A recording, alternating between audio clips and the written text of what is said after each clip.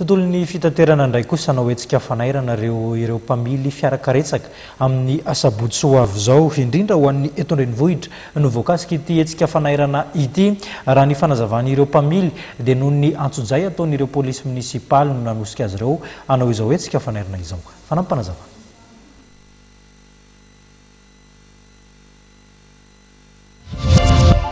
Ifampitaona eny amin'ny kolizeo manala mahitsy ireo mpamily fiarakaretsaka eto an-drenivohitra amin'ny asabotsy izao manoloana ny anjojay tanterahan'ny polisy munisipaly amin'izy ireo raha ny fanambarany ireo mpamily androany. Ny fanatanterahan'ny polisy munisipaly ny contre-visite sy ny fisavana ireo boîte pharmacie ary ny extincteur izay tsy misy fampatsahivana mialoha nefa akan'ireo polisy munisipaly ny antota taratasy rehetra momba ny fiara no tsy zakan'ireo mpamily. Ny zavatra misy tena mampalahelo zany dia zao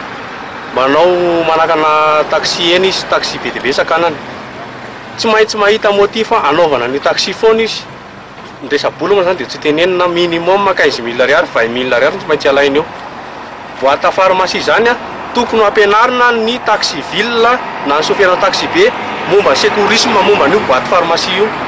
ekenay fa ao anatin'ny cahier des charges io aisa moa ny aizany tsy manambany ny sofera zay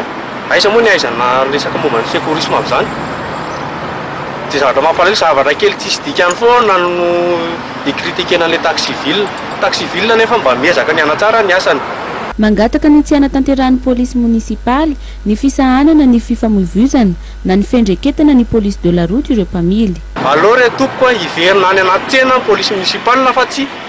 anao polisy PR ety amin'ny arabe tsy andraikitra n'izany tompoko. Mangataka kosa amin'ny ministra ny polisy